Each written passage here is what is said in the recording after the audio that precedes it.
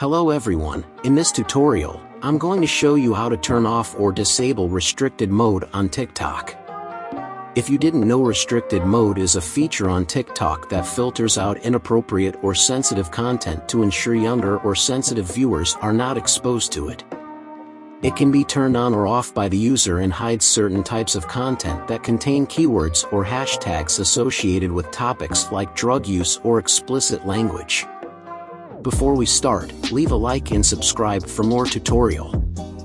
Now you need to go into your profile by tapping on this little icon of your profile in bottom right corner of screen. When you do that, go on this 3 horizontal lines in top right corner of the screen. Then tap on Settings and Privacy. Now scroll down to find Content Preferences, and when you find, go on it.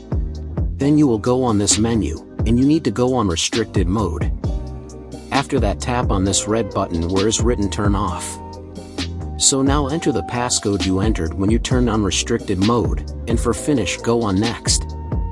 So thanks for watching, and if you have any questions or comments, leave them down below. Don't forget to like and subscribe for more tutorials like this.